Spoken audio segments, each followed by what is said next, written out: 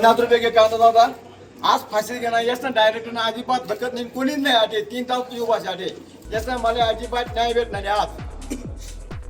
नाशिकच्या सटाणा कृषी उत्पन्न बाजार समितीत कांद्याला कवडीमोल भाव मिळत असल्यानं शेतकरी आक्रमक झालेत। अक्षरशः कांद्याला 50 रुपये भाव मिळाल्यानं शेतकऱ्यांमध्ये संताप व्यक्त होतोय।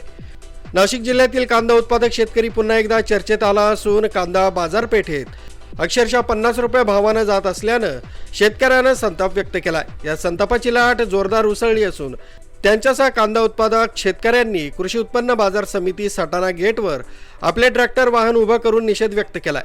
यावेळी शेतकरी आक्रमक झाले असून कांद्याला कवडीमोल भाव मिळत असल्यानं तीव्र नाराजी व्यक्त होत आहे।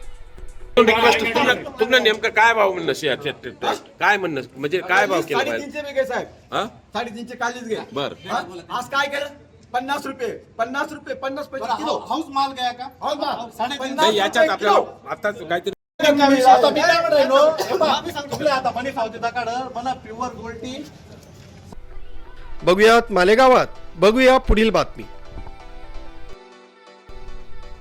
मालेगाव शहरात पावसाळ्यात पाणी साचू नये आणि नागरिकांना त्रास होऊ नये यासाठी मालेगाव महानगरपालिकेकडून मान्सूनपूर्व नालेसफाई मोहिमेला सुरुवात करण्यात आली। शहरातील नाले आणि गटारांची साफसफाई नियोजनबद्ध पद्धतीनं पूर्ण करण्यासाठी अतिरिक्त कर्मचारी आणि यंत्रसामुग्री उपलब्ध करून देण्याच्या सूचना महापौरांनी दिल्या।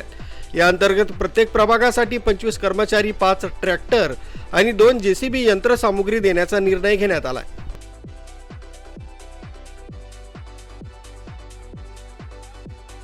नाशिक जिल्ह्यातील ग्रामीण भागात अवकाळी पाऊस आणि गारपिटीमुळे शेतकऱ्यांचं मोठं नुकसान झालंय।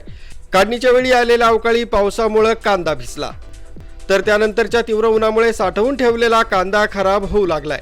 त्यामुळे कांदा चाळीही खराब होत असून शेतकऱ्यांना मोठा आर्थिक फटका बसतोय। त्यातच बाजारात कांद्याला मिळणारा कवडीमोल भाव पाहता शेतकरी सध्या दुहेरी संकटात सापडलाय।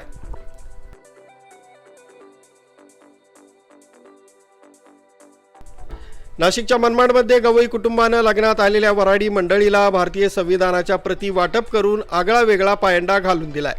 ग्रामसेवक असलेल्या सुभाष गवई व विद्या गवई यांची कन्या ऋतुजा हिचा विवाह सोमेश चव्हाण यांच्याशी पार पडलाय। यावेळी विवाह सोहळ्यात आलेल्या प्रत्येक वराडी मंडळींना भारतीय संविधानाच्या प्रती भेट देण्यात आल्या। संविधानाचं महत्त्व सर्वांना कळावं या उद्देशानं गवई परिवारानं हा अभिनव उपक्रम राबवलाय।